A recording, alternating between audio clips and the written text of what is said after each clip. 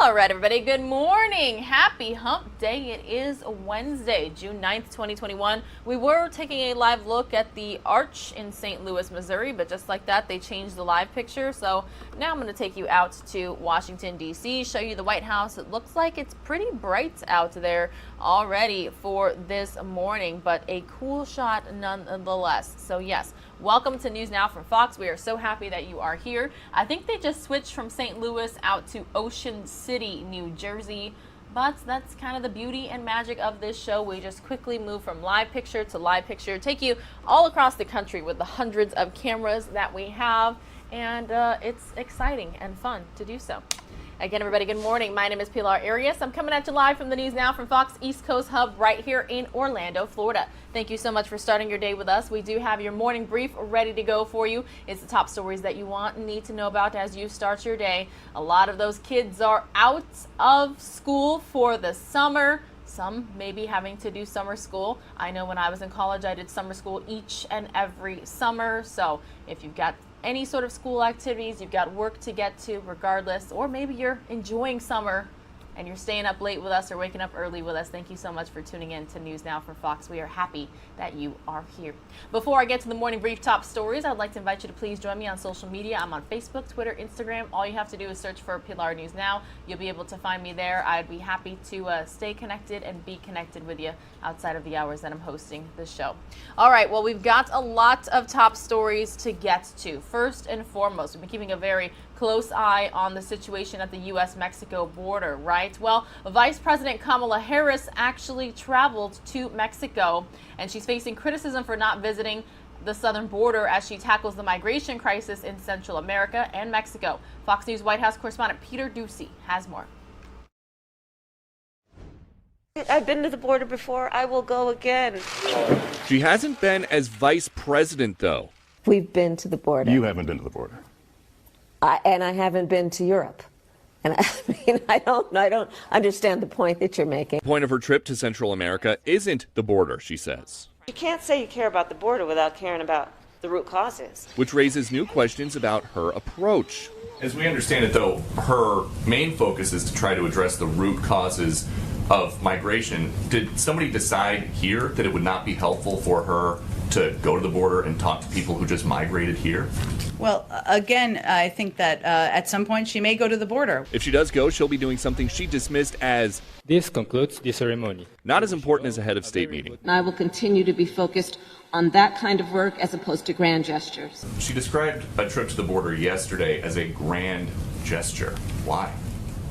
Look, Peter, again, I think her focus of this trip is on meeting with leaders, having a discussion about how to address corruption. The vice president's position on asylum seekers is evolving, too. In 2017, she tweeted, "Say it loud, say it clear. Everyone is welcome here." Now, the opposite. I want to be clear to folks in this region who are thinking about making that dangerous trek to the United States-Mexico border. Do not come. Progressive Congresswoman Alexandria Ocasio-Cortez tweets, "This is disappointing to see. Seeking asylum at any U.S. border is a 100% legal method of arrival." Of course it is. And one of our focuses and the priorities of the president and the vice president is to improve asylum processing at the border. Republicans see a leadership vacuum. The vice president's staff says that she is not responsible for the border. The president says he is not responsible for the border, which who the heck is in charge of the border? The White House doesn't seem too concerned with Republicans on this issue. They're worked up. The vice president is trying to prove the federal government can address the root causes of migration from Central America to the southern border without ever visiting the southern border. She returns to D.C. tonight with a lot of unanswered questions about the way forward on immigration and infrastructure. At the White House, Peter Ducey, Fox News. Taking a live look now, everybody, at Miami, Florida. This live picture just keeps getting better and better. It was great, but if you see there on kind of the middle left-hand portion of your screen where there are clouds, you can see the like bright pink rays coming through at the top there, and then you've got the pink, and you've got the blues in the sky, and you've got yellow, and you've got orange. Such an array of colors there. Absolutely, positively beautiful. This is one of the main reasons why I do not mind working the early shift. Waking up at 3:30 in the morning has its perks when you get to watch the sunrise each and every day here with all of you NewsNOWers worldwide. All right, everybody, here's another top story we've been following closely. Infrastructure talks between President Biden and a group of Senate Republicans have ended. The White House is now turning to a bipartisan group of lawmakers to come up with a bipartisan deal. Fox News correspondent Madeline Rivera is in Washington with the latest on plans moving forward. The efforts of President Biden and a group of Senate Republicans to create a bipartisan deal on infrastructure crumbled on Tuesday. Senator Shelley Moore Capito, who led the negotiations, called the collapse disappointing. I just feel like we've missed a real opportunity here for at least 20 Republicans to join with the other Democrats to pass the most robust infrastructure package that we could have. Capito says the president had been unwilling to budge on the size, scope, and pay-fors, despite their efforts to meet his request. He said $1 trillion over 8 years, and you can include baseline spending. But the White House says it did not agree to that amount. In a statement, White House Press Secretary Jen Psaki says while the president was willing to reduce his plan by more than $1 trillion, the Republican group had increased their proposed new investments by only $150 billion. The sausage making is messy. It takes time. There are ups and downs in the roller coaster. We're right in the middle of the sausage making right now. The attention shifting now, though, to a group of bipartisan lawmakers who are cooking up a potential infrastructure deal. The White House has already started engaging with them. It's going to take us working together with each other and talking to one another and listening to one another. Senate Majority Leader Chuck Schumer also says they're preparing reconciliation, a special budget process to avoid a filibuster, which won't require Republican support. We're not going to sacrifice the bigness and boldness in this bill. We will just pursue two paths, and at some point they will join. The House Transportation Committee is also marking up its $547 billion surface transportation bill on Wednesday, seen as a placeholder for an eventual infrastructure bill. In Washington, Madeline Rivera, Fox News. All right, Madeline, thank you so much for that report. We are taking a live look now, everybody, at New York, New York. This is Manhattan. You can see the Empire State Building there right smack dab in the middle of that live picture. It's looking a little hazy out there. I'm going to go to Fox 5 New York to see what the current weather conditions are like. They say it's fair, 72 degrees, but it's going to get hot in the Big Apple today. They are expected to reach a high of 90 degrees. As somebody who has walked through Central Park during those summer temperatures myself, I know it can get hot, hot, hot. So we'll keep a very close eye on the weather cameras from across the country for you today. Bring you any updates as well. We also have that XRAD radar as well. Well, you may have seen it here on News Now from Fox yesterday because we aired it. The CEO of Colonial Pipeline was fielding questions from Congress on last month's hack attack which led to gas shortages and price spikes. Well, it came a day after the federal government announced they'd recovered almost half of the ransom. Fox News correspondent Caroline Shively has details.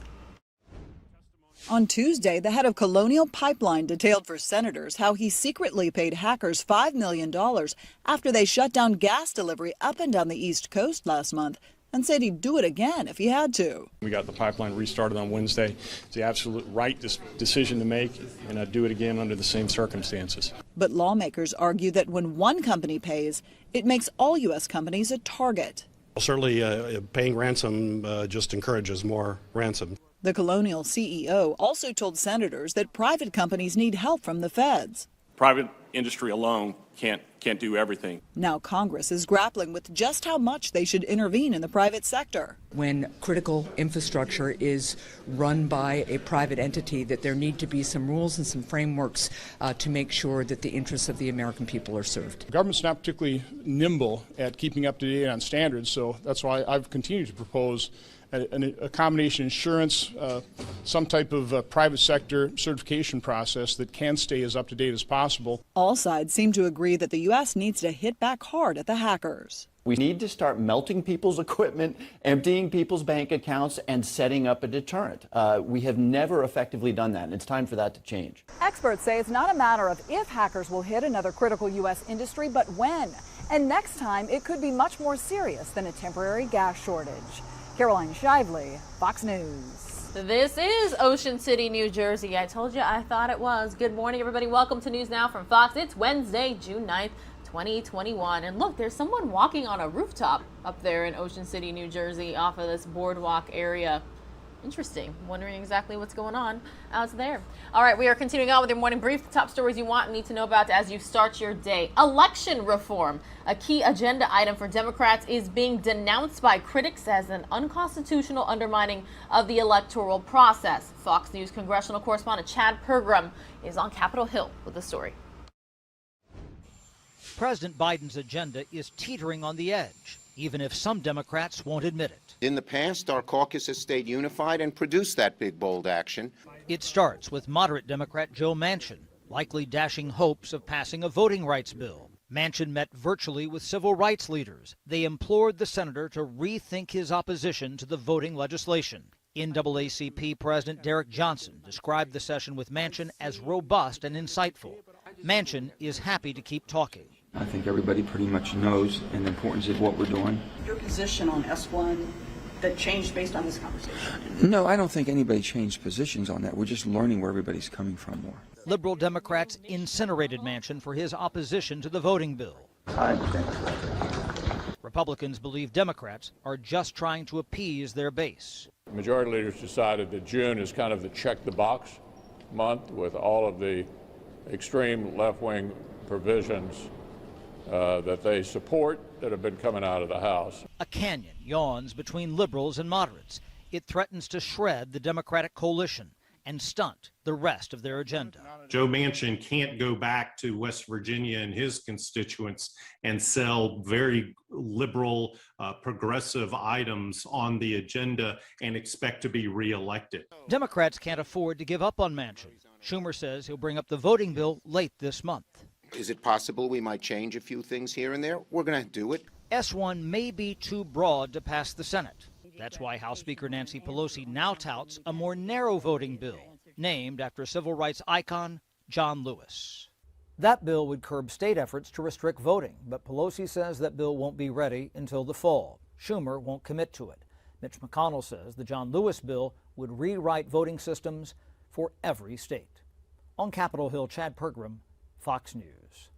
All right, Chad, thank you so much for that update. Again, everybody, good morning. My name is Pilar Arias. I'm coming at you live from the News Now from Fox East Coast Hub right here in Orlando, Florida. I call this mission control because sometimes I feel like I'm flying a spaceship with all the buttons I have to push here on the set and the levers, and I've got to type a lot. There's a lot of things. As you can see here is the main board that we use to operate the show. It is right here. I'm trying to point. We've got tons of monitors, multiple keyboards, lots of mice as well. That's, you know, plural of mouse. But yeah, it's exciting time. So you don't just hear or see your host. We control the entire show. Whoever is at the helm is at the helm. You're talking about graphics, audio, video, everything. But putting together the show as a whole is a huge team effort here. Not just all of us here at the East Coast Hub, and our team is continuing to grow, but also the headquarters in Phoenix, Arizona, and we have a West Coast Hub as well where Stephanie Weaver is. And then we've also got the help of all the Fox owned and operated stations from across the country. So it has been exciting to have been with the show now for 3.5 years and continuing to witness its growth and its progress and its success thanks to all of you NewsNowers worldwide. So thank you so much for tuning in. Don't forget, you can always go to newsnowfox.com. Again, it's newsnowfox.com to find out all the different ways that you can watch us and take us with you. We are now a 24/7 operation. Continuing on with your morning brief, the top stories you want and need to know about as you start your day. It's still unclear how the Biden administration will pursue accountability for a government still blocking access and withholding information. This as the U.S. government renews its investigation into how this COVID-19 pandemic started. Fox News State Department correspondent Rich Edson explains. Secretary of State Antony Blinken says a Trump administration effort to identify the origins of COVID-19 was based on shoddy research. The Trump administration, it's my understanding, had real concerns about the methodology of that study, the quality of the analysis, bending evidence to fit preconceived narratives. That was their concern. Some former State Department officials say they were concerned about the methodology in that report. Others say these objections were unreasonable, designed to stonewall an investigation into the lab leak theory. Former officials say they based their findings in part on information from the Lawrence Livermore National Laboratory. It stated in a report last year that it was plausible COVID-19 leaked from a lab. The preponderance of circumstantial evidence, and it's important to note that it is still circumstantial evidence, weighs in favor of the hypothesis that this was an accidental leak from a laboratory and not a natural zoonotic event. China does not want us to actually find the answer. China's government refuses to permit access for an independent investigation.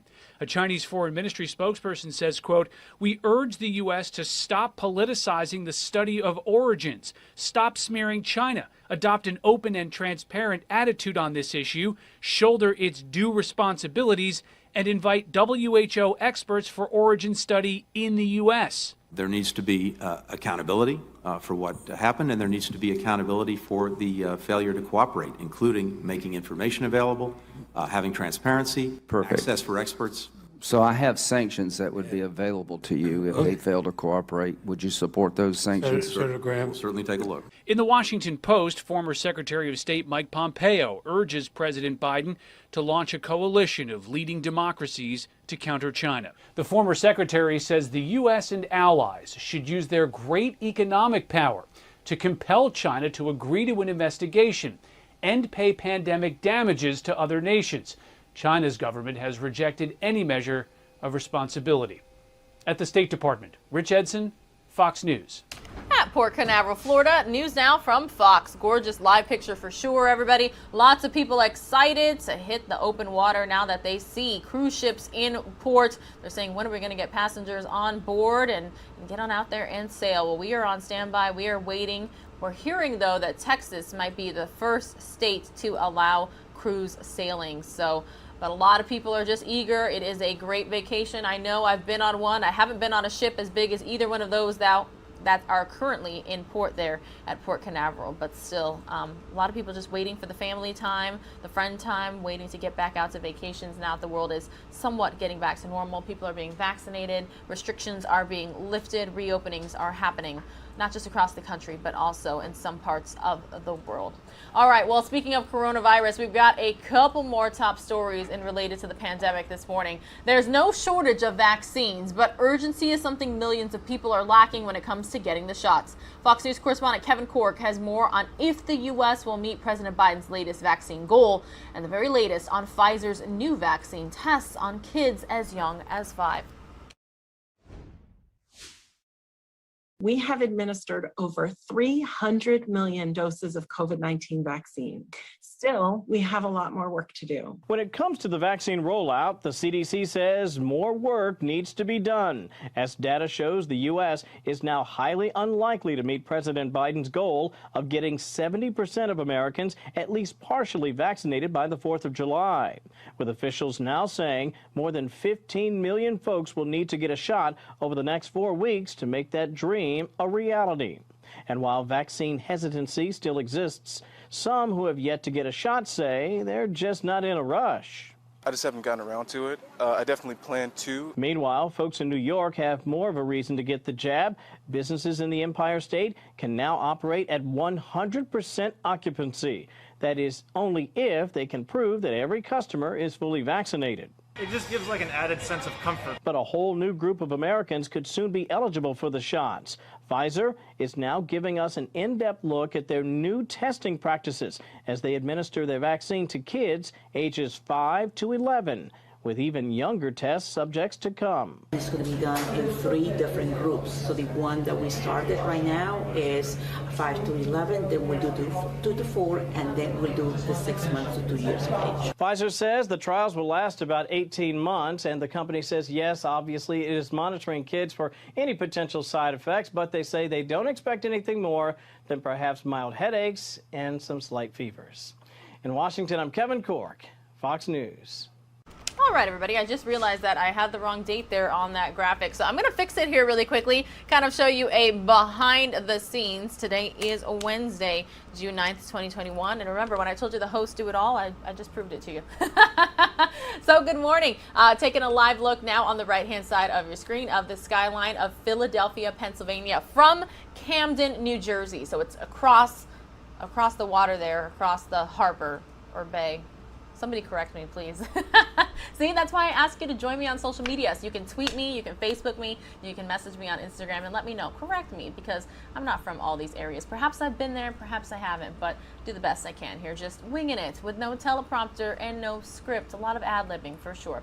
All right, so there's a reason I took you out to Philadelphia, and that's because a select few could soon be $50,000 richer. This after the city's mayor announced a new Philly Vax sweepstakes aimed at getting more people to roll up their sleeves and get vaccinated against COVID-19.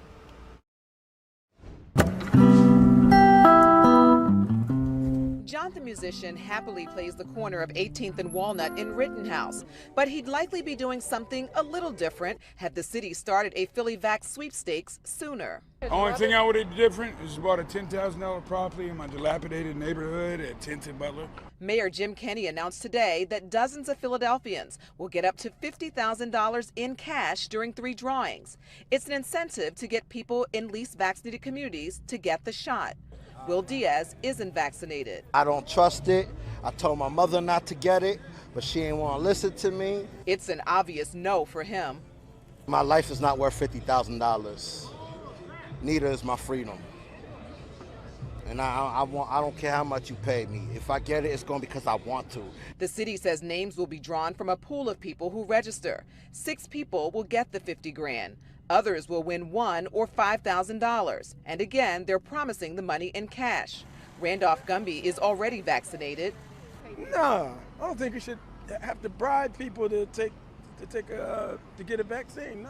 But after careful consideration, No, I don't think it's a good idea at all, really. But you would take it. Yeah, well, why wouldn't I?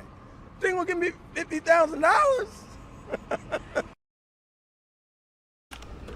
All right, everybody, we're taking a live look now at our X-Rad radar this morning here on News Now from Fox. We've got an excessive heat and red flag warnings across the Southwest, in particular much of Arizona. As you can see there, we're kind of moving around the red flag warnings there and excessive heat watch updates, but that is what the blue and the teal are like out there. So the Southwest dealing with excessive heat, a lot of, unfortunately, wildfires and the like burning in the area. We're going to provide you an update when you return here on News Now from Fox. Most of you are going to see a 2-minute commercial break.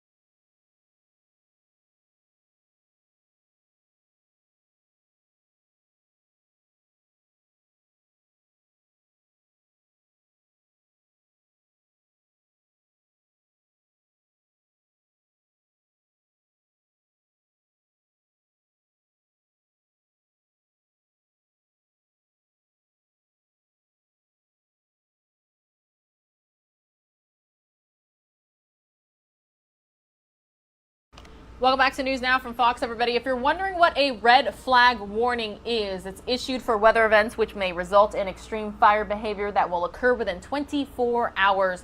The type of weather patterns that can cause a watch or warning include low relative humidity, strong winds, dry fuels, a lot of brush out there, and the possibility of dry lightning strikes or any combination of the above. As somebody born and raised in Phoenix, Arizona, when you're talking about heat, it is dry out there. It is not humid in any way, shape, or form. Got to deal with monsoons out there and the like. And yeah, with the fact that there has not been a whole lot of precipitation in the Southwest, there's a lot of dry conditions out there. A lot of dangerous situations as well for firefighters in particular. The Telegraph fire making headlines out in Superior, Arizona, near Globe and Miami as well. They're saying it's grown to 76,260 acres, and there is an 18% containment at the last update there. So the Gila County Sheriff's Office, Pinal County Sheriff's Office as well, been providing evacuation orders and updates out there. Very unfortunate event happening out there, and so we will keep a very close eye on it. Meanwhile, though, everybody, wildfires continuing to tear through the West Coast after much of the land is still reeling from historically deadly blazes from last year. Fox News correspondent Marianne Rafferty has more on why this could start to be an alarming trend.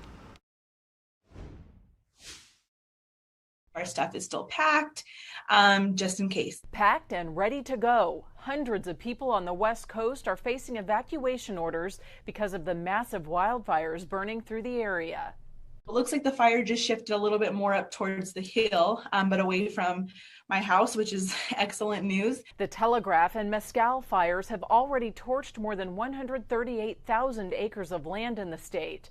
While fire officials have slightly contained the Mescal blaze, the Telegraph fire is burning on with little to no containment. Hundreds of firefighters are working to put out the flames, and while officials say they're worried, there is still hope. We're really concerned, but I have faith in the firefighters. Meanwhile, grass fires popped up in neighboring California. Roughly 50 miles north of Sacramento, the Entanco fire scorched more than 900 acres of land. I received the call that there was a fire near my house, so I rushed home. I have animals in the house, so I just wanted to make sure that they were safe. While officials say the fire is nearly 50% contained as of Tuesday night, firefighters were unable to save this three-story home. According to relatives, the family was able to get out of harm's way and no one was hurt. And this could be a worrying trend. Last year was the worst fire season in the West Coast history, and with a lack of rain and increased dryness, the area is much more susceptible to wildfires. In Los Angeles, Marianne Rafferty, Fox News. We will continue to keep a very close eye on the conditions out there, everybody, and provide you any updates as they become available. Meanwhile, you want to talk about the impact some of those dry conditions are having out there in the West and the Southwest in particular. It appears that harvest season in California may still be months away, but some growers say they can foresee a disastrous crop because of the drought conditions they're already seeing. Fox's Lonnie Wong has the story. They're gone. Central County grower Sarv Thiara fears that this walnut orchard is a sign of bad things ahead. These trees haven't been watered in several months after a well pump broke down. The drought has dried out the soil, so peach, prune, almond, pecan, and walnut trees need even more water than usual. Orchards like these need 3 feet of water a season. During this drought, they may need 4 feet of water when there is none to spare. We're running the pumps more, and we're trying to get electric bills are higher, pumps are pumping from deep, and pumps are drying up. Pump companies are months behind in repairs because of the shortage of labor. There are plenty of orchards in the area that appear relatively healthy, but appearances can be deceiving. The productivity of these walnut trees will go way down because of the lack of water. The meat inside is going to be shriveling up. The meat, it will not be worth anything. The quality of fruits like peaches, plums, and prunes is expected to be way down, hurting the bottom line for growers. And there hasn't been a significant heat wave yet. There are more troubles ahead come this winter because young trees are vulnerable to frost if there's not enough water in the ground. You have to have enough moisture in the ground to keep the trees from not freezing the frost. Otherwise, frost will have frost burn on the top. Already, the dry ground conditions have caused growers to advance water schedules with water that is already in short supply. Yeah, it's going to be tough row ahead of everybody. Typically, there is not rain in the valley until the fall arrives, well after the harvest season. In Sutter County, Lonnie Wong, Fox 40 News. We're back out now, everybody, at Port Canaveral, Florida, because we've got a live look at an awesome ship right here, as well as the sun rising. Well, we got a chance to watch it. We are going to, because doesn't it just calm you, make you feel pretty good this morning? You can also see the clouds kind of skirting by there, actively moving in the live picture. I see them going over onto the left, kind of disappearing there behind the ship, but still a gorgeous live look. A lot of these ships we have not seen in many, many months, some even more than a year. All right, well, there's a reason I brought you back out here to Florida here on News Now from Fox, and that is because a pair of construction workers lucky to be alive after the bucket truck they were working in touched a live wire, leaving them stuck 40 feet above the ground yesterday morning until rescue crews could get to them. Fox's Holly Bristow reports from Orange County. They could have died up there on that lift. And it could have blew up and it could have hurt people around it. A close call for two painters. And we're lucky that they're alive. Stuck 40 feet above ground on an aerial platform for more than 2 hours after making a big mistake. He got up there with the boom and he just got too close and wasn't paying attention, busy working painting, and then backed the boom into the lower line on the transmission line, and it arced down to the motor. The man controlling the aerial boom accidentally bumped them into a live high voltage power transmission line, quickly realizing his mistake. It was a 3-second fireball and it was gone. The construction superintendent says thankfully the electricity did not travel up. It went down and grounded, frying the motor of the machine instead of the men. But the machine is dead. It got fried, so we'll have to haul it off. With the bucket truck touching the live wire, the two men had to wait until Duke Energy could come out, shut off the power, and triple check that no electricity was going to that line. Orange County Fire Rescue maneuvered the top of their bucket truck to one by one help the painters down. Firefighters checked both men out on scene. Both are okay, just hot and thirsty. In Orange County, Holly Bristow, Fox 35 News. Oh man, big thanks to everyone out there, the rescuers that were involved. We're taking a live look at the sun rising here in Orlando, Florida. You can see traffic on I-4 moving on by there. Lots more cars on the roadways now that a lot of people are returning to work, no longer working remotely or hybridly. Man, I wonder how often we're going to see those terms in the future. All right, everybody, I have an update to a story we had live for you yesterday morning here on News Now from Fox. Police out here in the Sunshine State closing out 15 cold cases, some decades old, all thanks to the efforts of an assault survivor who wanted to check up on her own case. Fox's Amanda McKenzie has the story. 33 years ago, Gail Gardner was a struggling single mother with a 9-year-old son. We were sleeping in the same room, in the same bed. I had him next to me when this happened. Orlando detectives say George Gertman broke into her home in the middle of the night and raped her at knife point. They say he could also be responsible for several other attacks between 1985 and 1991. He is known as the Malibu Rapist because the crimes were committed in the area of the Malibu Groves neighborhood. The victims ranged in age from a 6-year-old girl to women in their 40s. We've since determined George Gertman chose his victims at random, often by noticing children's toys that were left in the yard. Even though some 30 years have gone by, Gail Gardner went back to OPD a little more than a year ago to ask that they revisit her case. Ultimately, new technology and DNA testing identified Gertman. 26 cold cases are being closed. 11 of those victims have since passed away, leaving 15 cases to prosecute.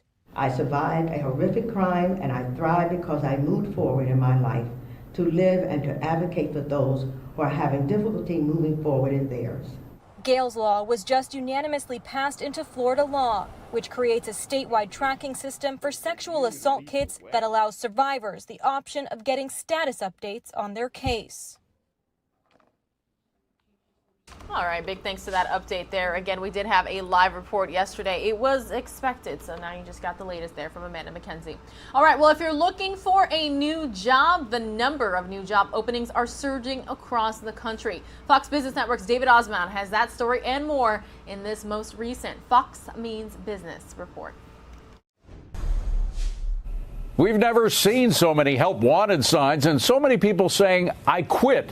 The number of job openings here in the U.S. surging to a record high in April as the economy reopened. The government says there were nearly 9.3 million positions available. And a lot of people who have a job are leaving it. The same report showed the number of Americans who quit jumped to almost 4 million in April. That is the highest amount on record dating back to the year 2000. Well, the stock market mostly stagnant on Wall Street Tuesday. The Dow closed down a bit, but the S&P 500 and NASDAQ inched higher. And finally, if you want to be healthier, consider getting a furry little friend if you don't already have one. That's because 8 in 10 pet owners surveyed by the pet food company Stella and Chewy's say taking care of their pet encourages them to take better care of themselves. Hey, whatever motivates you. That's business. I'm David Asman. Hey, David, I have 3 pets. I have 2 cats and a dog, so I get it. I completely get it. All right, everybody, we are taking a live look at the sun from Orlando, Florida. This is from, I believe it is our SunTrust camera this morning here on NewsNOW from Fox. And it's they're zooming, they're moving in, moving out, but they're trying to show us the coolest live picture that they can. Looks like that camera lens might need a little cleaning. If we're getting any rain lately, or upcoming here, hopefully it'll clean it off. But cool live picture nonetheless. All right, you know me, everybody. I like to end the morning brief on lighter, happier news every time that I get the chance to. Well, the workers at a Waffle House in Alabama recently spent part of a day doing work that did not involve serving food. Fox's Randy Hildreth has the story. If a picture is worth 1,000 words, often the story behind it is priceless. This is a memory I'm forever happy, forever. So I'm telling my kids this. And when Timothy Harrison tells the story of his high school graduation one day, it will include his coworkers at Waffle House. I was raised, the old saying, it takes a village to raise a baby, and, just happy to be a part of the village. Timothy showed up bright and early on graduation day, disappointed but ready to work. He didn't have his cap and gown, his family was working, and he had no way to get across town to celebrate his big moment. I was a little heartbroken. No kid should miss that. He just deserved it, so I couldn't not let him miss that day. So staff and even some of the customers at the Waffle House in Center Point pitched in to buy him an outfit, get him his cap and gown, and then get him across town in just a few hours. Not knowing how traffic's going to be or anything like that, but we tried to make sure we rushed and got him across town. And we got him there just in time. I sat down in that auditorium. That was the best moment of my life. Scattered, smothered, and covered in love from his work family. That gave me hope. They gave me hope that there's a future for me.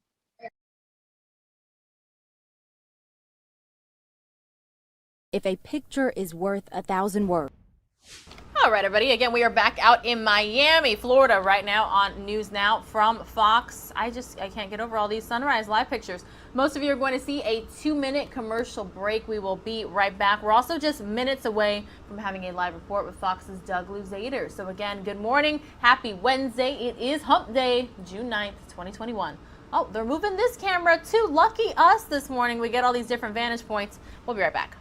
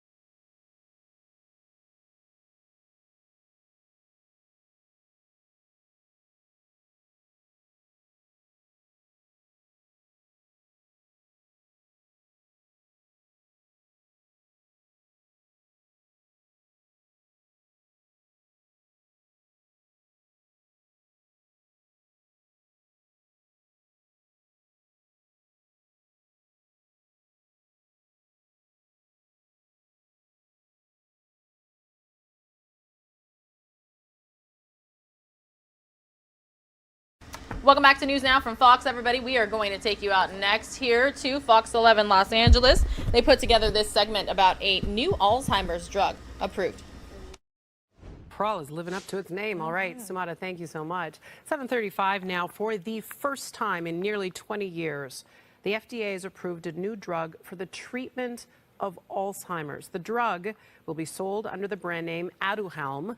It is the very first medication that targets the disease itself instead of just addressing the symptoms, the dementia symptoms. But there is controversy, there's debate, there's questions about just how effective this new drug is. Joining us now, Dr. Scott Kaiser. He's the director of geriatric cognitive health at Pacific Brain Health Center. He's got a dog in this fight, I would say. Dr. Kaiser, so glad that you would join us. I think this has just been such a ray of hope for so many caregivers, family members, loved ones, and Alzheimer's patients themselves, because we haven't seen anything like this come along in a long time. Tell us how it works before we get to sort of the controversy. Addressing the disease, not just the symptoms. Right. So, I mean, first of all, it was a big day. It's a historic announcement. We've had nothing for nearly 2 decades to battle this devastating disease. What's different about this, as you mentioned, is that it's a drug that targets the underlying processes, the underlying pathophysiology in Alzheimer's disease. That's the breakthrough, is that it actually targets amyloid and then clears that amyloid in the brain.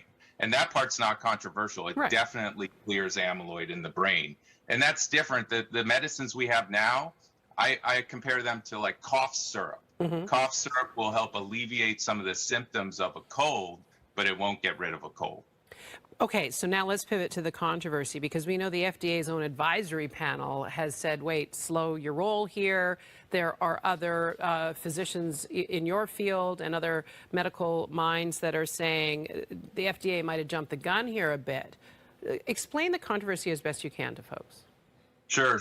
So, I mean, the controversy is that there was some mixed evidence. It wasn't really clear. It's still not clear how beneficial this drug may or may not be.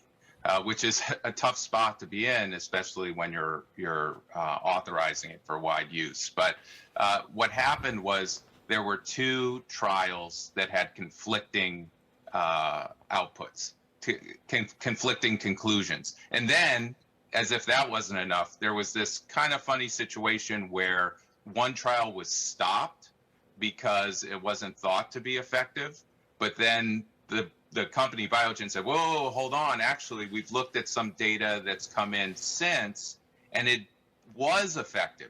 So if you look at the data, it definitely seemed to be effective in terms of this at the higher dose in certain groups, right? So there's no controversy around whether or not it actually clears the amyloid. Yeah. They've got the scans that shows that it clears the amyloid. The controversy is whether it actually helps reduce whether it actually helps with your memory problems and the other cognitive concerns that progress with Alzheimer's disease. But isn't any benefit better than no benefit at all, any treatment? Because that's where it stands right now. I mean, there's so many people that have been advocating for some help for these patients. We're laying so much hope on this drug. Right, and that's exactly why it was approved through this accelerated approval pathway, which isn't a flat-out approval. It gets approved, and the company needs to continue to study it out in the real world to show its benefit. But that's exactly what patients, families, advocacy organizations argued. They said, there's nothing. Come on, people, we need something here, and this has some indication that it works. There are plenty of the people in the trials that say it works. So, you know, it's a good step to be able to actually offer something selectively. Now, when you say, well, why not offer it? Nothing's without risks, right? So people did experience some brain swelling and some brain bleeds with this medication. And it's given monthly via an infusion, and it's expensive. It's very expensive. Yeah. It's very expensive, and I think there's talking about $50,000 a year. They think that maybe Schedule B of Medicare may cover some of that cost or absorb some of it. Again, FDA is requiring the manufacturer to conduct a further clinical trial, not without challenges, because sometimes it's hard to get volunteers in that space to do that, and it's a long trial. Dr. Scott. All right, everybody, we're going to be switching gears here on News Now from Fox, taking a live look at the White House in Washington, D.C., ahead of President Biden doing some traveling. He's leaving for his first trip abroad this morning, just a day after blowing up infrastructure talks with Republicans here at home. Fox's Doug Luzader joining us live this morning, also in our nation's capital, to kind of break it all down for us. Doug, what is the latest out there with the infrastructure talks?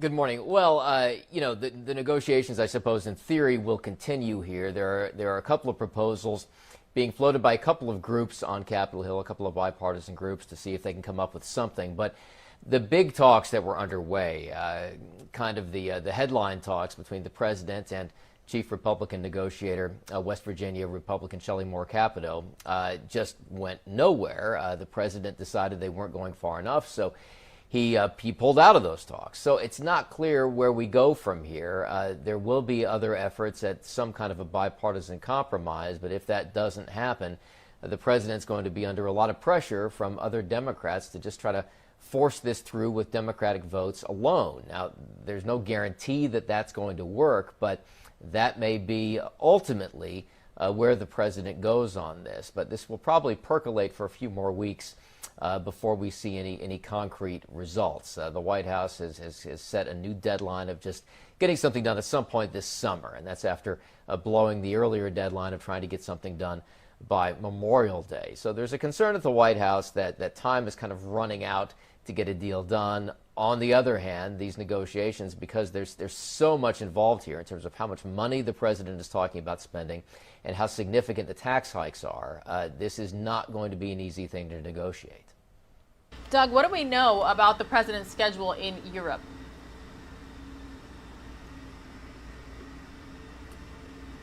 Well, the president's going to go to the G7 summit. He's going to talk to European allies.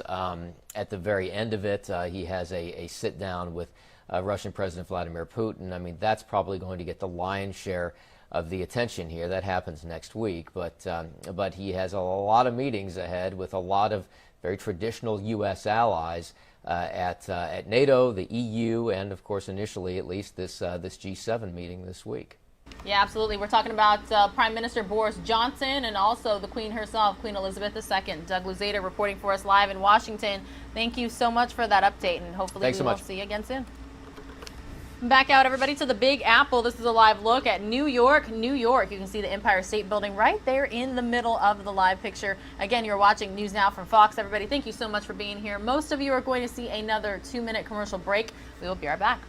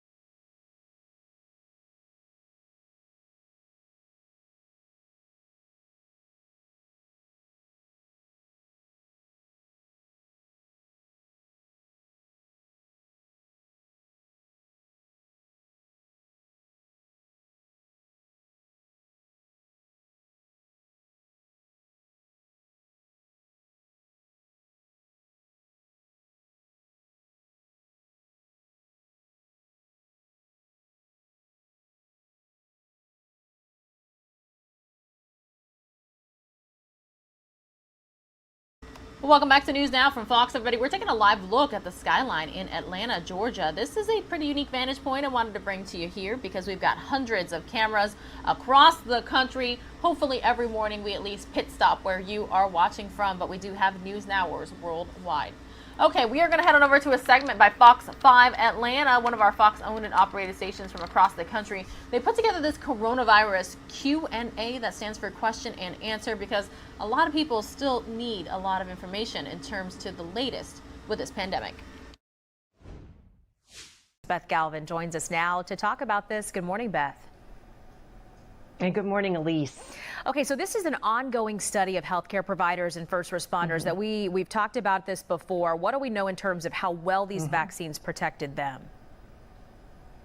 So we now have one more month of data that is kind of sharing some important things with us. One thing that we're seeing is that we know that these two mRNA vaccines did really well in clinical trials and offered a high level of protection, about 90% or more, when they were in the studies. Well, now we're looking at the real world. Now we're looking at folks who work in healthcare settings, who are first responders, who are considered pretty high risk of being exposed to this virus. And we're finding that 91% of these, the vaccine, if you got the full vaccination, 91% protection, this vaccine offered, 81% effective for those who are partially vaccinated. So at least we're continuing to see this very, pretty high level for a vaccine of protection provided. That's some good news. It really is, Beth. Okay, so some of these partially and fully vaccinated volunteers, they still got infected, but it sounds like they didn't get as sick as the volunteers who weren't vaccinated and got infected, right? Yeah, and I think that's what's interesting about this month of data, this extra month of data that we have following them. We've been following them with the study for 17 weeks.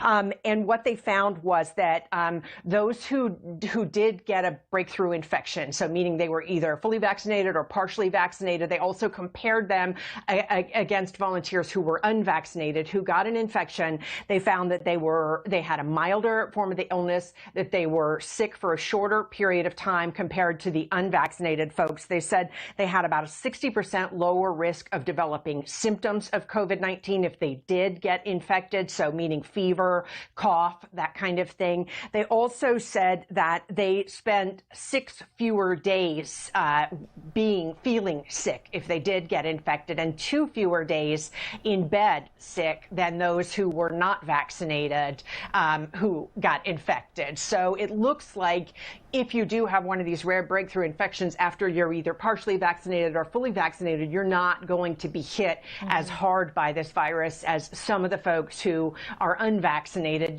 who just have to kind of deal with it. A lot of people have described it, when you do have symptoms, as a kind of really severe flu-like illness, that can cause some complications in a smaller number of people. Yeah, it sounds significant, the difference that it can make. It truly does, Beth. Okay, so how is Georgia doing in terms of vaccinations, and how do we compare to the national vaccination rates? So I would say we are doing okay. We're behind the national rate. So I looked as of last night, 34% of Georgians, all Georgians, are now fully vaccinated, meaning they've had both of their shots. They're at least 2 weeks out from that final dose of their vaccine.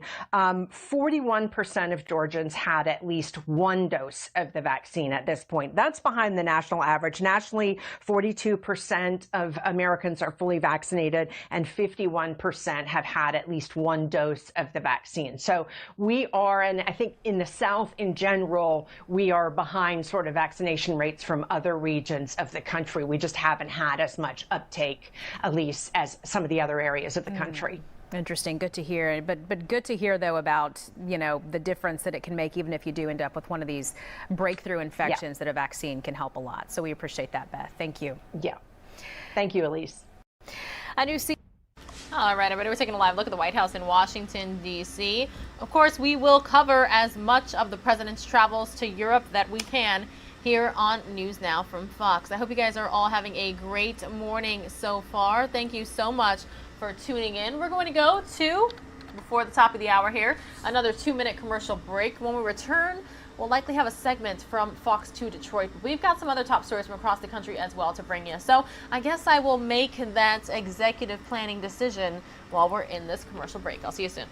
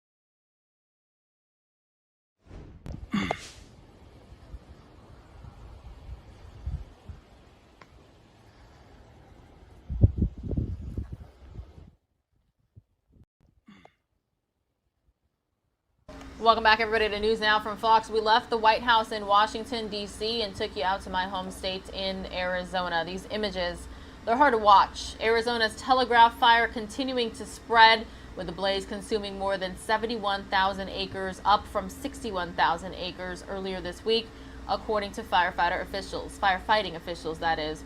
They say the fire was sparked last Friday near Top of the World, a community in Arizona's Gila and Pinal counties. Several areas had been ordered to evacuate, the footage showing large plumes of smoke above the fire as the blaze emits a glow against the night sky. This fire essentially surrounding my mom's hometown of Superior, Arizona. It is a mining community of just about 3,000 people who live there. I have an aunt and uncle who still live there. So I reached out to my aunt yesterday, made sure that they are doing okay. And this fire, though, I'm looking at the update now on the map, and it's inching closer and closer to the town limits. So very close as well to the Boyce-Thompson Arboretum. If you like to hike and you've ever been out in the area, it is a great venue to check out normally, but it appears the fire may have even crossed into the Boyce-Thompson Arboretum property line there. So the Telegraph fire, last check, I believe they said less than 20% contained. We'll keep a very close eye on it for you here on News Now from Fox. Meanwhile, we do have some other stories to bring you here this morning as well. A 1-month-old two-toed sloth born in a zoo in Melbourne, Florida, is receiving specialized care from zookeepers after being abandoned by its mother. Brevard Zoo staff intervened when the baby's mother, Tango, failed to exhibit any maternal instincts after its birth. The zoo wrote in a press release. The zoo, which has yet to name the sloth and identify its sex, feeds the baby goats milk every 3 hours around the clock and provides stuffed animals for it to hold, since young sloths typically cling to their mothers. The footage released by Brevard Zoo showing an animal care team looking after the baby sloth. Aw, such an interesting story there. All right, everybody, hope you are having a great morning so far. We were talking about those fire conditions, the red flag warnings and the like out here in the Southwest, excessive heat watch as well. We're going to head on over to fox10phoenix.com and see exactly what the weather is expected to be out in the area today. They are 4 o'clock in the morning right now at 78 degrees. They are expected to reach a high of 103 degrees today. So these images coming to you from X-Rad Radar. We'll continue to stay on top of it all. All right, everybody. Well, you know that the workforce has certainly changed due to the coronavirus pandemic. So we're going to go to this segment now from Fox 2 Detroit. So they're talking about product and worker shortages here on NewsNOW from Fox. I'm looking to see if I have any additional information to bring you before I show you the segment. Let's see here. Places are opening back up in Michigan, but businesses are having a hard time finding workers. Here's a look at the product and employee shortages Metro Detroit is facing. The only thing on the calendar today is Memorial Day, so this crowd at Campus Martius Park in Detroit is a testament to people's hunger to get back out there. Detroit on the rebound, coming back, and you look on a day like today where we have all these people all over the place with restaurants full and people walking all over the place. I mean, there's a lot of room for optimism now. 2020 was supposed to be a grand year for the Detroit Metro Convention and Visitors Bureau, an outdoor auto show, PGA Golf Classic, and more. But then COVID. But now there's good news. Just ask the head of the Bureau, Claude Molinari. In the last 6 weeks, we've booked 5 major conventions for 2022.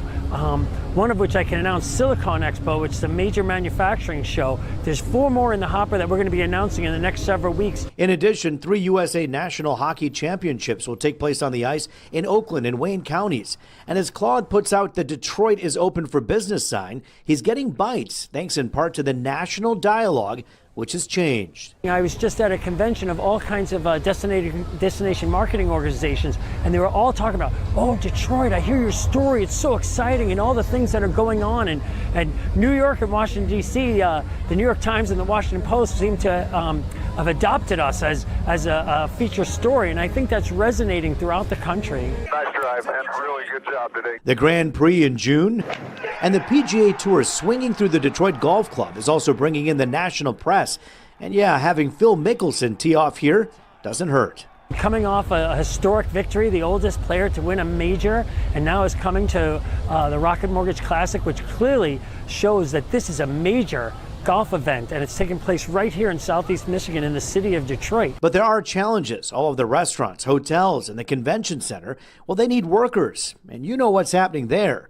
More now hiring signs than bodies to fill the positions. When people come to an event or come to like a convention, they want to say, all right, that's great, I love your building, but where am I going to eat? Where am I going to sleep? Where am I going to party? Where am I going to shop? And if we don't have the things in place to host them, then it becomes difficult to rehost them in the future. In addition to staffing at these restaurants, another big challenge, hotel space in the city of Detroit, something that has always been an issue. There are 200 additional rooms going up in the new Hudson skyscraper they're building, but the experts say you're going to need more than that to continue to attract bigger conventions. In Detroit, Roop Raj, Fox 2 News. With so many educators retiring, teachers in Michigan are leaving quicker than they can be replaced. But Superintendent Dr. Nikolai Vitti is working to stop the bleeding, at least in the Detroit Public Schools Community District. Since he took the top job, hundreds of teacher vacancies have been filled. Of the 40 positions left, 30 are for special education. The special education vacancies are always harder to fill because there are fewer teachers generally going into the profession of teaching. But when they are, they're not necessarily going into special education. The main reason is the amount of education needed to become a teacher for special needs before someone even sets foot in the classroom. And the specialized educators aren't making enough to pay their bills, let alone college loans.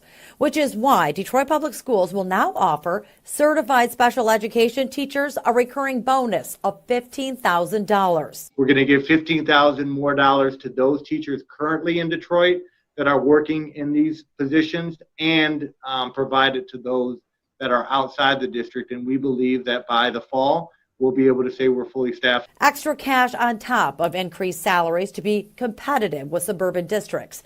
But Abby Seifer, the executive director of Michigan's Association of Administrators of Special Needs, says more needs to be done to lure people into a field which is experiencing a major shortage. Leaving the field, and I think part of that has to do with compassion fatigue and the challenges of teaching virtually on students with significant disabilities. To help fill the void, the state recently loosened restrictions, allowing certified teachers to teach students with other special needs. Seifer says that competitive salaries are a must, but working conditions also need to be improved. We also have a lot of negative PR around the teaching profession. And I think that if we start to embrace and empower our teachers, give them the opportunity to have input on education reforms, on working conditions, give them a voice in those policy and budget decisions, that will at least take us one step closer. Offering the bonus is bringing Dr. Vitti one step closer to his goal of filling every position with quality teachers, a milestone he says the children deserve.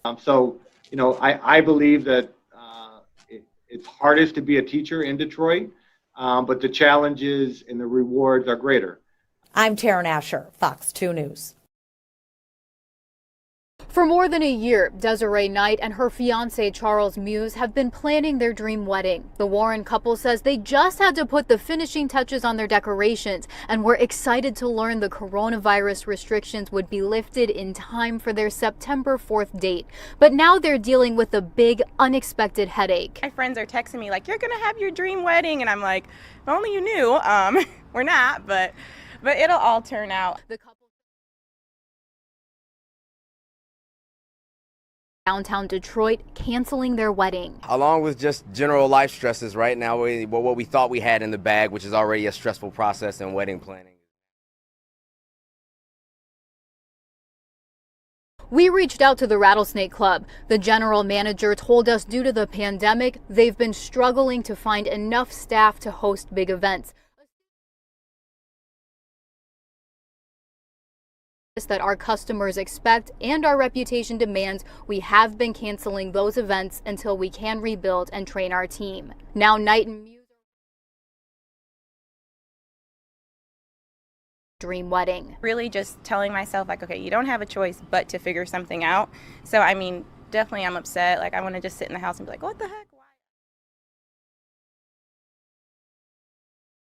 We have to figure out a plan. In downtown Detroit, Veronica Meadows, Fox 2 News. The owners of this Papa John's say every month since the pandemic began, it got harder and harder to justify remaining open. Well, they did not have enough people to deliver the kind of service their customers deserved. When we started with the COVID-19, we knew that there was going to be a lot of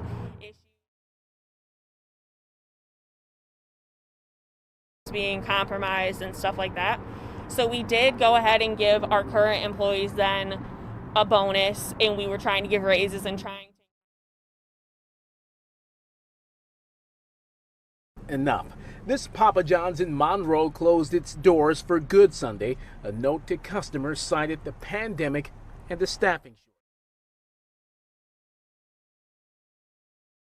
shortage. Not to work at times that drew a lot of our employees out, and we weren't able to fully staff the store for over a year now.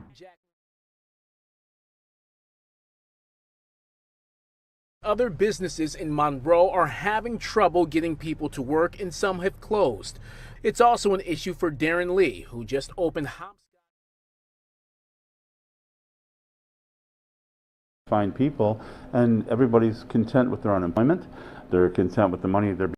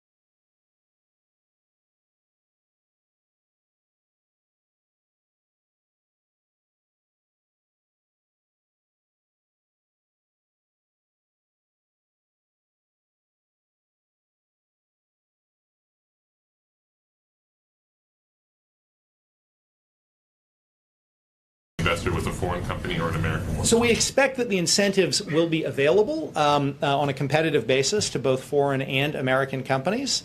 I'm not here to get into the specifics of exactly how the program will be implemented if Congress, in fact, passes it. Can you talk a bit about the trade strike force? What are they tasked with doing or able to do that USTR doesn't do already? So I think the trade strike force is a vehicle to leverage a number of our existing trade tools, but to really focus them on supply chain vulnerabilities. You know, we have, as we looked across the 4 products that we are releasing reports on today, we saw example after example where an unfair foreign competitor action had led to the hollowing out of a supply chain for a key U.S. product. And these are all often very specific things those foreign governments are doing. So what this is going to do is harness and focus the government agencies involved in trade enforcement on how do we use our trade tools to combat unfair trade practices that impact supply chains and to strengthen U.S. supply chains. And I think the neodymium magnet 232 we're asking Commerce to evaluate is an example of that. Through our reports, we identified a very specific product where there's a very specific supply chain vulnerability, and we're getting the task force to look at that. Brian. I guess, Peter, the disruption task force, are you all going to be looking at ransomware attacks? And how will you deal with it internationally? On ransomware? Yes. The Disruption Task Force is focused on semiconductors, lumber and construction, or home building and construction materials. It's not going to focus on ransomware and cybersecurity. We have a whole other process in place led by our National Security Council that addresses cybersecurity risks and issues. And internationally, you'll deal with that? How? So I think you saw the other day Deputy National Security Advisor Neuberger talk about some of the steps that the administration is taking to address ransomware. She is leading a process to identify and close vulnerabilities that we face from ransomware. One of the sets of issues we have been looking at in our supply chain review, both on these 4 products and in our year-long industrial base, is cybersecurity risks to our supply chains. Clearly, cybersecurity risks can disrupt supply chains, but Ms. Neuberger is leading the sort of focused response to the ransomware issue. That'll be siloed, 2 different things. Are they working together? I would not say it's siloed. Yeah. We work very closely. I think Peter and I being up here shows you how closely the National Economic Council and National Security Council work together on issues where it makes sense for us to come together. And so on cybersecurity, you have seen us behind the scenes working together to figure out how we can leverage our tools and our convening power to have a whole government response repeatedly. Okay, last one right in the middle. Go ahead. Will yeah, go ahead, sorry. Will the administration work on unbundling large contracts to ensure that Black-owned companies can compete for them? No.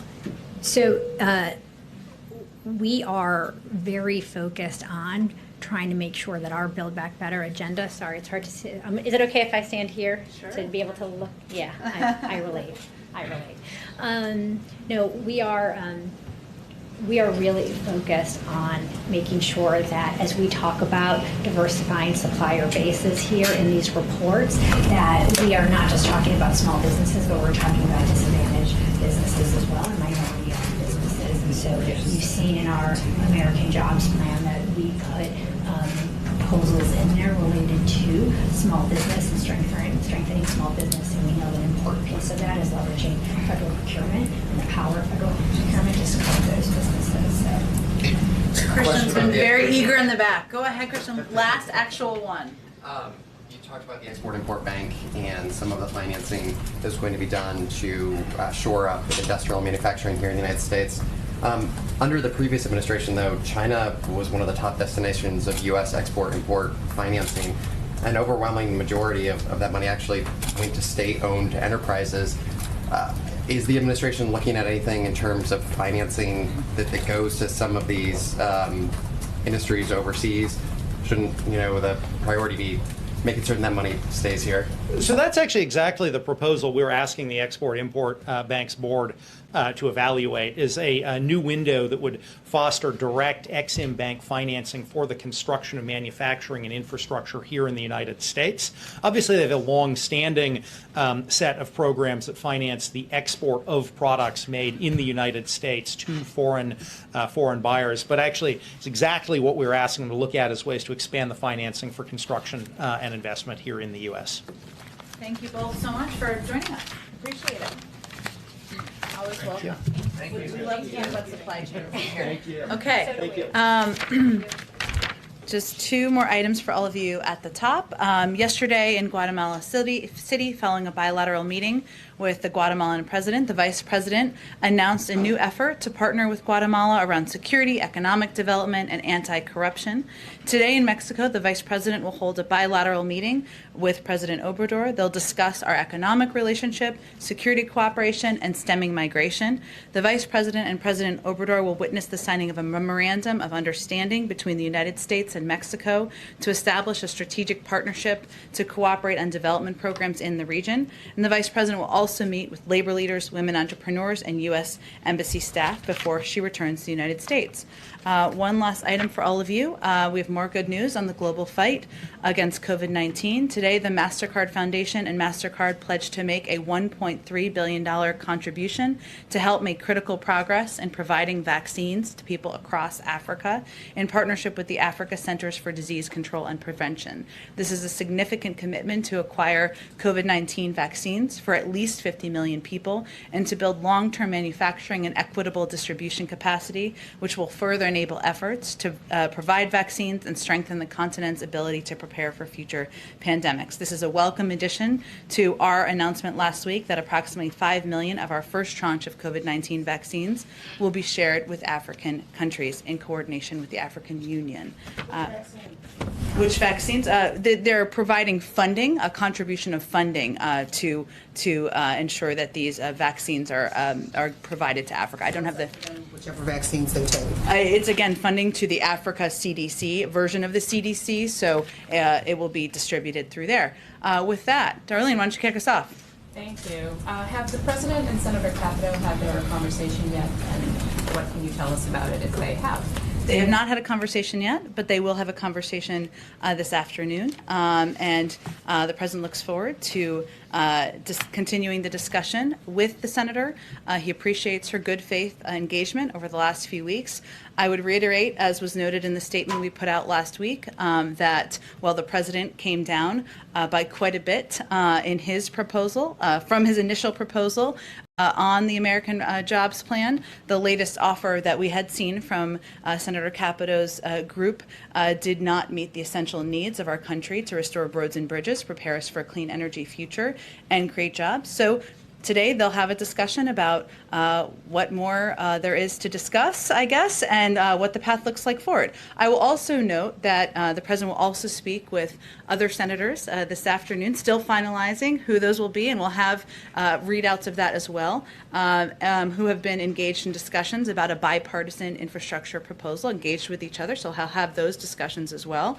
Expect we'll have a readout, as I noted. We're encouraged by these discussions and see them as an additional viable path forward. And he'll ask members of his jobs cabinet, or he's already asked them, I should say, to remain engaged in the days ahead, the period of time when he's on his foreign trip, although of course he'll remain engaged from there as well, with all members who are interested in working together on making a historic investment in infrastructure. And just third piece I would note, Darlene, as we're kind of since you asked about the President engagement, he's also going to stay closely engaged with Democratic leadership about the path forward, especially in light of the markup on the surface transportation bill happening tomorrow in the House and the interest by Speaker Pelosi, Leader Schumer, and other leaders in Congress on moving forward, and certainly an interest in doing that. Finally, last thing I would note is the expected passage later today of the U.S. Innovation and Competitiveness Act in the Senate this afternoon, which is a down payment on the President's proposed investment in R&D to make us more competitive,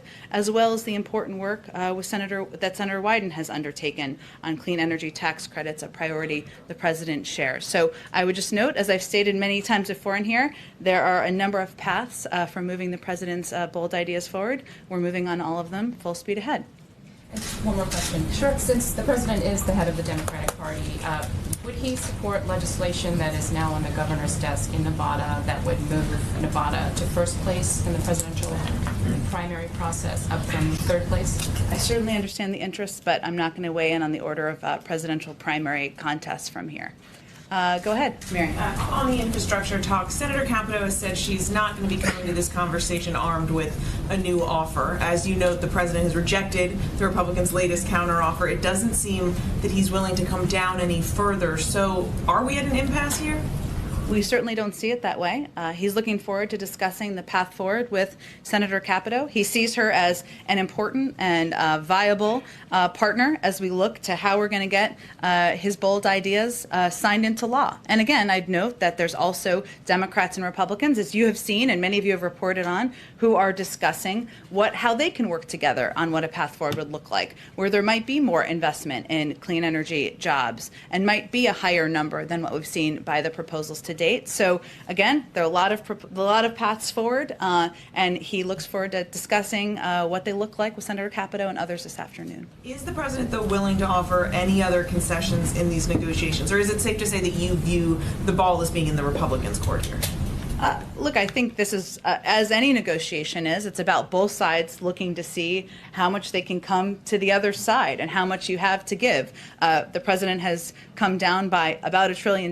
That's quite a bit. Obviously, we'd like to see more, but there are a number of opportunities and paths to have these discussions moving forward. I wonder just broadly, if you could explain a little bit more how the president has been preparing for this big trip tomorrow. How much time has he been spending in briefings? Just sort of how has he been getting ready for this upcoming? Well, first I will say that he's been getting ready for 50 years.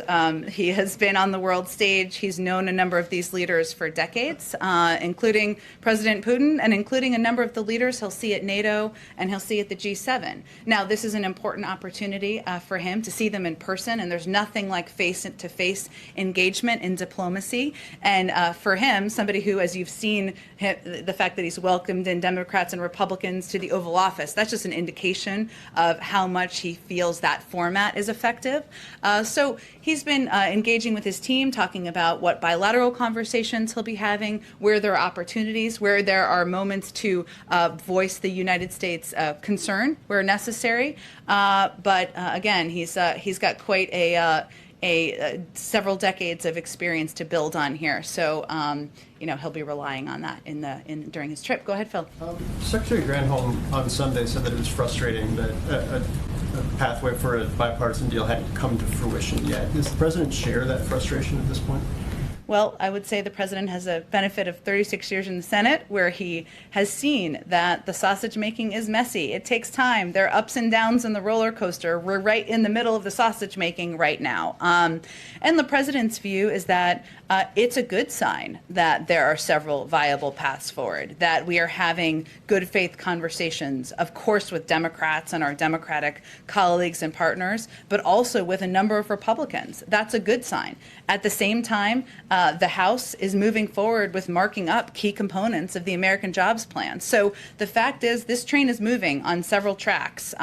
That's how we know these larger packages, larger proposals often move forward, and we're encouraged by the variety of options. And along the lines of the sausage making, given the scale of the president's ambitions with the proposals he's put on the table, is the real reason that he's still in bipartisan negotiations right now because moderate Democrats are saying we need to stay in bipartisan negotiations right now, or does he think something can come of it? The president wouldn't be spending his time engaging in hours of discussions with Republicans if he didn't think something could come from it. Now, we can't predict what the final outcome is, and we're keeping his only lines in the sand, as you know, Phil, are inaction and raising taxes on Americans making less than $400,000 a year. We know there are a lot of Democrats who are eager to move forward, as are we, but we think there are a lot of paths forward where it's worth continuing to pursue bipartisan discussion. Go ahead. Thank you. About the vice president's trip, why is it then that when the vice president is asked if she has plans to visit the border, she says, we've been to the border, even though she has not as vice president? Well, as the vice president, she does speak for the actions of the people in the administration. She certainly helps oversee. I expect that sometimes she may go to the border, Peter, but as you know, what her focus has been, what the assignment is specifically, is to work with leaders in the Northern Triangle. She's on a trip doing exactly that, exactly what the president asked her to do. And as we understand it, though, her main focus is to try to address the root causes of migration. Did somebody decide here that it would not be helpful for her to go to the border and talk to people who just migrated here? Well, again, I think that at some point she may go to the border. We'll see. But she's in the Northern Triangle now to have discussions with leaders, with community leaders, with civil society leaders, with the embassy about how we can work together. And obviously she's made a couple of announcements already, probably more to come before she comes back to the United States. And she described, though, you said she might go to the border. She described a trip to the border yesterday as a grand gesture. Why? Look, Peter, again, I think her focus of this trip is on meeting with leaders, having a discussion about how to address corruption, how to address the root causes, how to work together to address humanitarian challenges in these countries. That's exactly what she's doing on the ground, and I'm sure she'll report back to the president when she returns. Go ahead. I'm going to follow up with the border in a second, but let me ask you, if I can, on infrastructure. You laid out some of the conversations that the president is having, including sort of his message to some of the Democrats on Capitol Hill right now, to sort of get a little better detail there. Would the president support, does he want Democrats to more actively pursue the process of reconciliation as an option? Well, Peter, I would say that the Democrats are already moving forward on marking up components of the bill. And Democratic leadership has been clear that they want to move forward on infrastructure and making a historic investment in infrastructure. There'll be a discussion about the mechanics of that, over the course of the coming days, and we'll have more to read out once those discussions have been had. So we can't, in terms of like the time frame for those decisions to be made, obviously the message is Democrats is keep going and we might need you. Well, look, I think to be clear, the president's always going to continue to pursue opportunity to work with Republicans, regardless of what mechanics are moving forward in the House. He's going to keep pursuing those opportunities, and we fully expect that there will be several pathways that are moving on different channels as we look to how we're going to get this American Jobs Plan passed. As it relates to the border right now, we heard from the Vice President yesterday where her message was very simple and blunt. She said to those migrants who would be considering coming, she said, do not come. Obviously, there's some progressive Democrats, among other critics, who have been frustrated by that. Alexandria Ocasio-Cortez, perhaps most prominently, saying it was disappointing to see. She said, among other things, that seeking asylum at any U.S. border is a 100% legal method of arrival. What does the White House say to those progressive Democrats, among others, who are frustrated by the message the White House is delivering? Well, first, of course it is. And one of our focuses and the priorities of the president and the vice president is to improve asylum processing at the border, to work with a range of Democrats and hopefully Republicans, because in history it's been a bipartisan effort to get immigration reform passed, to ensure there's a more viable pathway to citizenship and a better processing at the border. What the vice president was simply conveying is that there's more work to be done, that we don't have these systems in place yet. It's still a dangerous journey, as we've said many times from here and from many forums before, and we need more time to get the work done to ensure that asylum processing is where it should be. Last question about the Senate report, bipartisan Senate report, as it relates to what happened on January 6th. Obviously, it addressed the security planning, the response failures. We know that that's held up on Capitol Hill right now. Your reaction to that, and what, if anything, more the White House can do as it relates to those security failures in terms of planning and the like? Well, first let me just reiterate that, of course, the events of January 6th were an assault on our democracy and the rule of law, and the president has been outspoken in calling for a full and independent investigation to what transpired. As it relates to the report, our team is currently reviewing the report and its findings to inform our ongoing efforts to ensure something like that could never happen again, and what role, of course, the federal government can play. There are many roles, as you know, that the report seems to surface on what officials on Capitol Hill could do, and we want to assess how we can be a good partner in this effort moving forward. I would also note that on his first full day in office, he asked his team to launch a review on how we can improve the federal government's response to the threat of domestic terrorism, something he also touched on when he was in Tulsa last week, and we'll be releasing that broader strategy soon as well. Go ahead. Thank you, Jen. The FDA has still not cleared the 60 million AstraZeneca doses that are part of the president's commitment to share 80 million doses overseas by the end of June. Is there any concern that the administration will not get that approval from the FDA in time? And if that were the case, will the U.S. then make up for those 60 million doses with other available vaccines in order to meet the president's deadline of the end of June? Right. Well, we, as you know, can't predict or expedite the timeline here. It's the FDA who will make that decision about when those doses will be approved, if and when they will be approved. We do remain committed to ensuring that we meet our commitment of 80 million doses, getting those out to the global community by the end of June, which is, again, 5 times more than any other country and 13% of our own supply. It's only June 8th, so we have quite a bit of time, but we remain committed to that. And obviously, if the FDA approves AstraZeneca doses, then that will be a component of that supply. And just as a cooler question on behalf of our colleagues at the Canadian Press as well as Global News, on the timeline for reopening the U.S.-Canada border, Canada has said it will look to take a phased approach. Does the White House see an announcement happening in concert, or is the U.S. prepared to ease those restrictions on its own? Well, again, we would make a decision about the Canada border based on the guidance of our health and medical experts. And I'm sure that when that decision is made, we would communicate through diplomatic channels, but I don't have anything to predict about the timeline. Go ahead, Mara. Thank you. You mentioned how long the president has spent in the Senate. He's talked himself about how timing and sequencing things are really key to presidential leadership. Does he have an objection to starting with H.R. 4 instead of H.R. 1? In other words, why not do the John Lewis Act first? I think he is quite open to what Democratic leadership feels is the viable path forward, and will work closely with them in coordination.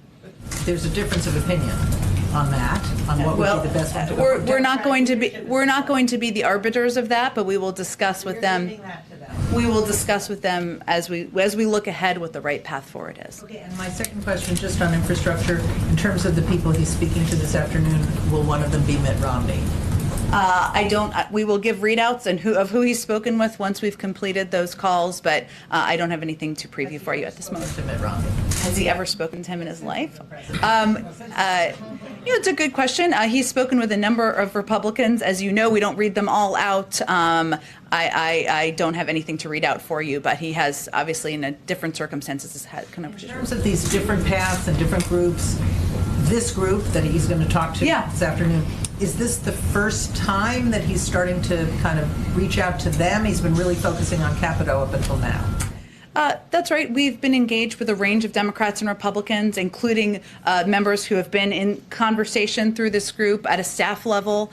He's obviously had discussions with a number of them about how he moves his ideas forward. So I wouldn't make it as firm as a first time, but certainly discussing this as a viable path forward at his level at this point in the process, would be an indication of how we see this as a viable path. Go ahead, Trevor. Yeah, just to follow up on the question on voting rights, you said yesterday that we will stay lockstep with the Democratic leadership on that path forward. And what Pelosi said in her letter today is that the H.R. 4 is not going to be ready until the fall. So are you, and to focus effort on the Senate passing H.R. 1.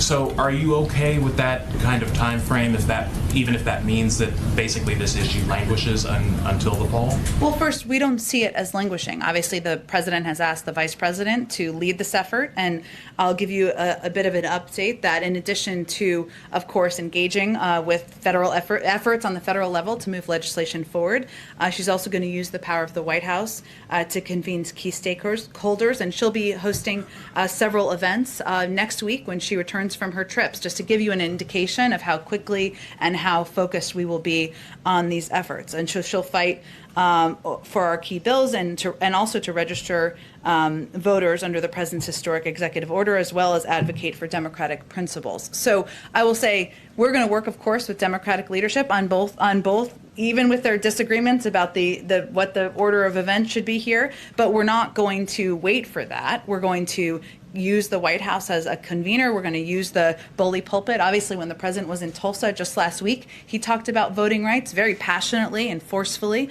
I'll also note that we're also continuing to work to implement the executive order that the president signed into law early on in his administration. And that executive order uses every authority available to make voting easier, more accessible, and more fair. It directs agencies to expand access to voter registration and election information, assist states under the National Voter Registration Act, improves and modernizes vote.gov, increases federal employees' access to voting, analyzes barriers to voting for people with disabilities, increases voting access for active duty military and other voters overseas. So I would just note that we are not relying on just one option here. Of course, federal legislation is something he will continue to press for, but we'll use the bully pulpit, we'll use our convening power, we'll continue to press through on implementing this executive action as well. Separate issue, there was a report this morning about basically IRS records showing that very wealthy Americans have evaded paying income tax almost altogether in certain circumstances. One, do you have any reaction just to that as a factual matter? And two, are you concerned about that just from a leak standpoint? Well, let me take the second part first because I think that's important. Any unauthorized disclosure of confidential government information by a person with access is illegal, and we take this very seriously. The IRS commissioner said today that they are taking all appropriate measures, including referring the matter to investigators, and Treasury and the IRS are referring the matter to the Office of the Inspector General, the Treasury Inspector General for Tax Administration, the FBI, and the U.S. Attorney's Office for the District of Columbia, all of whom have independent authority to investigate. So obviously we take it very seriously. I'm not going to comment on specific unauthorized disclosures of confidential government information. I can tell you that broadly speaking, we know that there is more to be done to ensure that corporations, individuals who are at the highest income are paying more of their fair share. Hence, it's in the president's proposals, his budget, and part of how he's proposing to pay for his ideas. April, go ahead. And Michelle, I'm sorry, I'll come back to you. Go ahead. I want to follow back up on voting rights, on matters of voting rights. Sure. This president has based his administration on equity and equality. And now the issue of voting rights is in our face. We are voting without the full protections of the 1965 Voting Rights Act because of Shelby v. Holder, but it's also unraveling because of states. And the person that seems to be holding it up is Joe Manchin. Is the president planning to specifically speak with him about voting rights, not including it with infrastructure or anything? Is he planning on speaking with him specifically on voting rights, particularly after this morning's virtual meeting with civil rights leaders who say the conversation will continue? Well, first let me say that it was encouraging to see Senator Manchin meeting with civil rights groups today. The meeting shows that both are serious and recognize the importance of the issue. We certainly know the seriousness that many civil rights groups take with voting rights and the importance of moving this forward. And as indicated in both of their readouts, as you said, April, they will continue the discussion. I would certainly expect that when the president has a conversation with Senator Manchin the next time, they'll talk about voting rights. But often when he speaks with members, he talks about a range of issues, some where you work together, some where you disagree. Understanding the history of how presidents decide to lean in. He's got Vice President Harris putting this in her portfolio. But when will the president begin to lean in? Is there a moment where he has to himself lean in on this? Because if it doesn't happen before the next elections, it looks like it could be a done deal. Well, April, you were with the president in Tulsa last week, right? You heard how passionately he spoke about voting rights, how central this is to how he views his presidency, his leadership, the future of our democracy. I mean, that was central to the message he delivered in a speech that was widely covered, that was reflecting on a moment in history that hasn't been given the attention that it certainly deserves. I certainly would not say we're waiting. As I noted, we're going to continue to press for federal action, to move forward on a bill that the president would love to sign into law. We certainly know we can't do that with a magic wand. That's not how democracy works, for good reason. But the president also signed this executive action early on, a very expansive and powerful executive action, because he did not want to delay a moment in ensuring that we were taking more steps to assist states, to improve and modernize vote.gov, to increase federal employees' access to voting, to analyze barriers to voting for a range of people. And that was an action he took early on. We're continuing to implement now. And I'll also note that the vice president, asking his vice president, his partner, Alzheimer to play a role in leading this, something that she also asked for, just to be clear, asked to do, it sends a message about what a priority this is to the president. They have regular lunches. They engage. She's the first in the room and the last in the room. And she's going to not hesitate either, not delay either, I should say. When she comes back from her trip, she'll be convening people, and she will be elevating these issues as well from her platform. Jen. Go ahead, Risha. Thank you, Jen. The Family Reunification Task Force has reported that of the about 3,900 children who were separated from their families, it does not have a confirmed record of reunification for 2,127 children. Can you explain what that means, that they don't have a record of reunification? Does the administration know where these children are? Well, first, as you know, Weijia, from covering this, and I know a number of others have, one of the challenges that they walked into, or we walked into, is the lack of data. And that we knew that would take some time to ensure that we were handling the data and handling the reunification process as carefully as possible. I would note that through the support of NGOs, 1,779 children were reunified with their parents in the United States under past court orders. Over the last 30 days, through the task force and NGO coordination, 7 additional children were reunited with their parents, bringing the total number of reunified children to 1,786. In terms of where we go from here, I mean, I would certainly point you to the task force for what their terminology means. We know there's a challenge with data, a challenge with matching that to what we have access to. But beyond that, I would certainly point you to the Department of Homeland Security.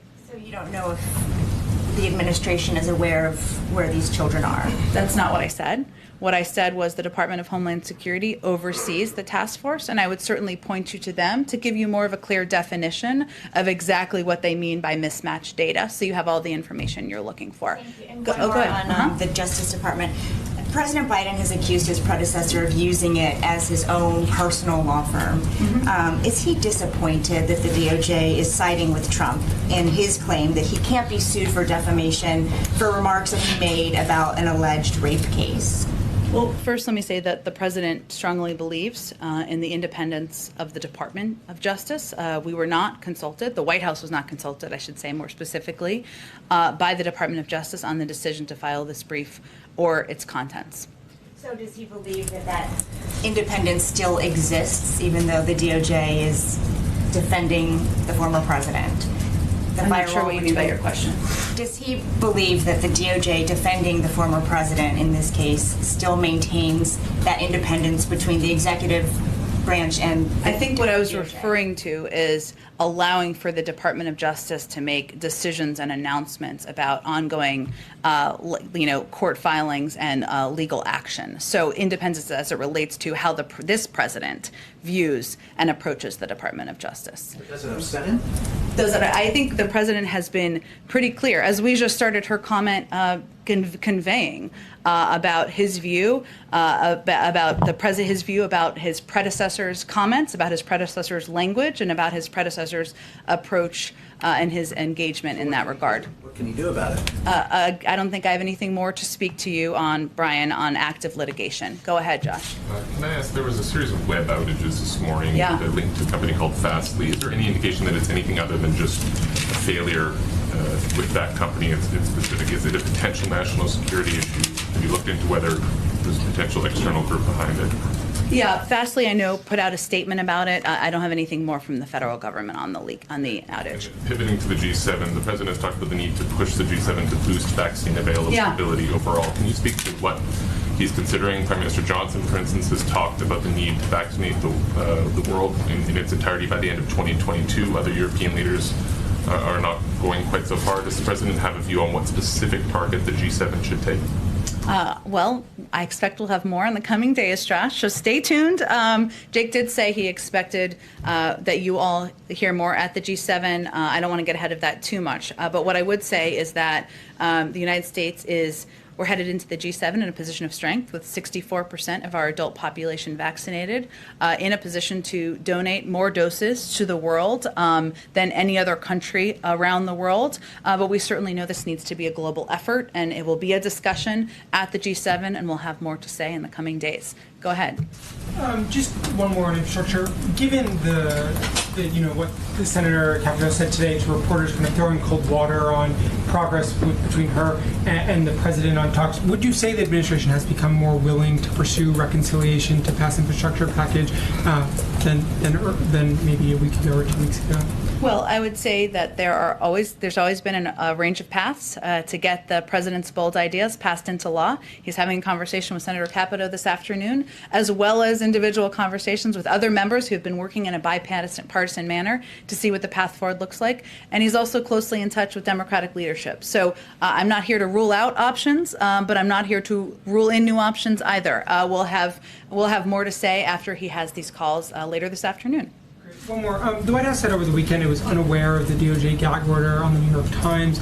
Can you assure us that there are no other gag orders on other news organizations related to some of these investigations? Well, the Department of Justice has made clear that was their third and final notification that they were offering, and that's the information they also shared with us, but they've shared it publicly. And so to your understanding, there's no other gag orders?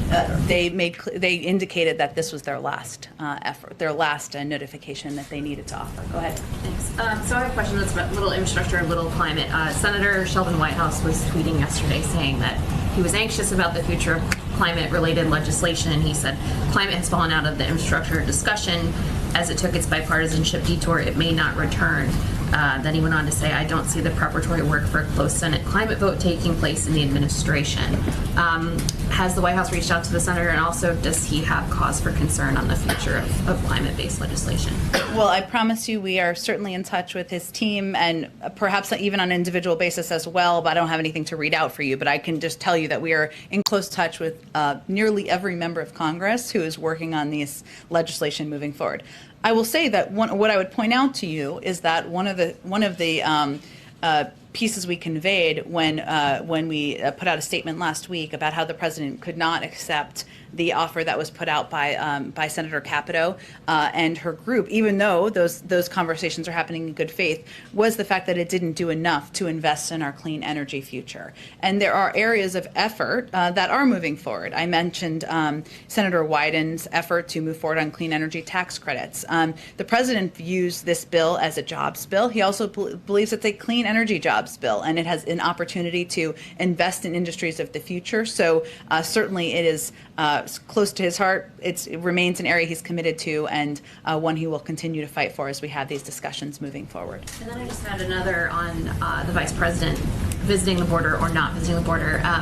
Republicans and conservatives are, going crazy on Twitter, sending pictures, worked up. Sending video of her interview with Lester Holt, saying, I've not been to Europe either.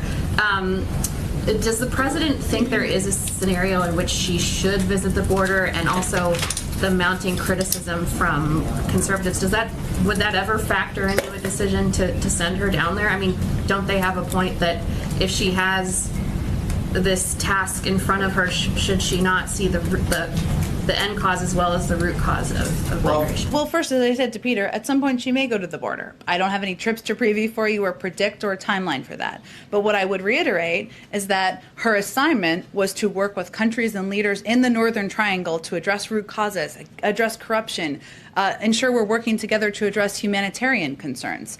I will say we're not taking advice from former President Trump or most of the Republicans who are criticizing us on this, given they were all sitting there while we created this problem we walked into, both at the border and with the movement of migration that has been growing over the last year. So we're not taking our guidance and advice from them, but if it is constructive and it moves the ball forward for her to visit the border, she certainly may do that. Go ahead. Yeah, I have two questions on infrastructure. You said the White House is moving ahead on all three paths on infrastructure, including the third path, which was listening to other lawmakers who have ideas. I believe that's how you characterize it. I'm just trying to clarify, and this was asked a little bit earlier. I mean, are you referring to the bipartisan group that consists of Senators Manchin, Sinema, Romney, and Portman? And if current talks with Senator Capito and her group don't progress, is there a point when you stop negotiating with that group in favor of this other group of Republicans and Democrats. Is that how you'd see it working? Well, I would say we'll leave it to them to determine what groups they may or may not want to join, but it's not a closed group. We would welcome anyone who wants to join that group and be a part of these discussions moving forward, and we'll see where it heads. Members of the press, I'll leave it to them to determine. I think you have to be an elected member of the Senate, so unless that's your pathway moving forward. You are engaging with them though already? Yeah. Okay.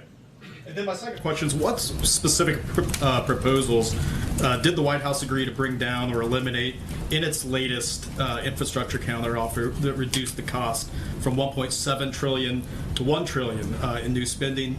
Does funding for caregiving remain in the president's latest offer? And if it does, is it still the $400 billion price tag?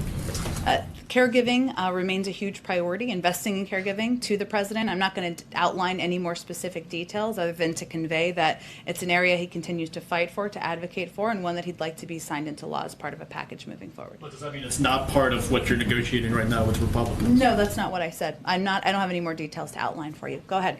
Yes, Jen. Sorry. Oh, we'll go to you next. The chief of Russia's space agency is threatening to pull out of the International Space Station unless the United States lifts sanctions against two companies that are related to the space station. What's the White House response to that? It's a really interesting question, and I didn't know much about it